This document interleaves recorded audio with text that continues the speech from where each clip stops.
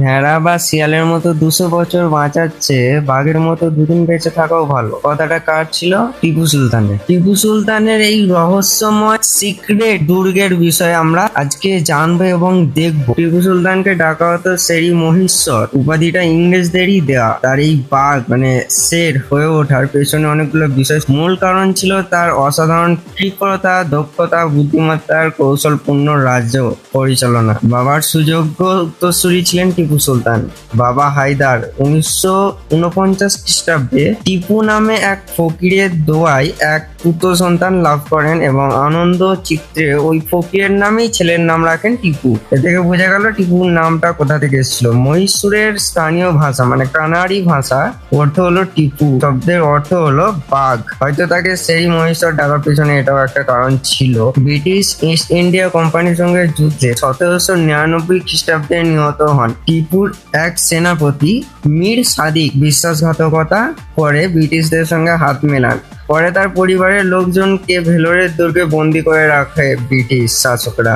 এই দুর্গে জানা যায় ভেলোরে রাজ পরিবারের সদস্যদের অন্ধকার প্রকোষ্ঠে বন্দি করার পর 1806 সালে একটি বিদ্রোহ সংঘটিত হয়। সেই বিদ্রোহের ভিতরে এবং বাইরের প্রচন্ড আক্রমণ, শতাধিক ইংরেজ সৈন্য সেদিন নিহত হয়। এমন ঘটনা ইংরেজদের মধ্যে চরম ক্ষোভের সঞ্চার করে। পরবর্তী মাদ্রাজ এবং আশপাশের সৈন্য নিয়ে তারা আবার দুর্গটি দখল করে নেয়। ইংরেজরা এই হামলার জন্য টিপু ये बहुत बड़ा सर्किल है, ठीक है। और इसके साइड में तालाब,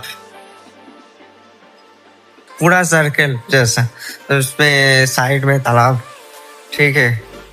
तो हम चारों साइड घूमेंगे, घूमकर आपको दिखाएंगे वीडियो।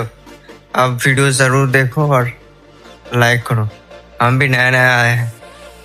টিপু সুলতানের পরিবারের একটি বড় অংশকে কলকাতা পাঠিয়ে দেওয়া হয়, আর যাদের সন্দেহ করা হয়নি তাদের ভেলোরে রেখে দেওয়া হয়।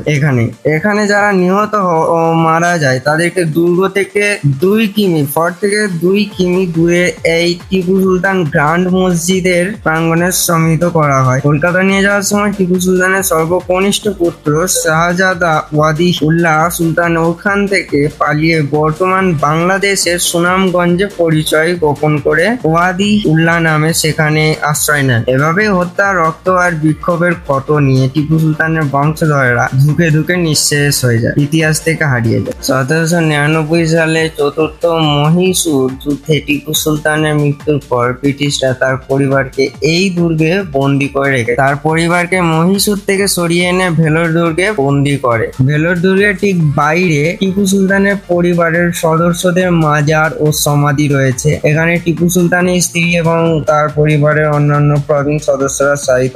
একটা দেখিয়েছিলাম, জানলে অবশ্যই কমেন্ট করবেন যে ওটা কি, আসলে কোনো মাজার নাকি জাস্ট এমনি। ভিডিওটা ভালো লাগলে লাইক, কমেন্ট, শেয়ার এবং সবশেষে একটা সাবস্ক্রাইব করবে। আপাতত ব্লগ ভিডিওগুলো তোমরা দেখো, আমাদের মেন ভিডিও রেডি হয়ে গেলেই পোস্ট হবে। জয় হিন্দ, জয় ভারত।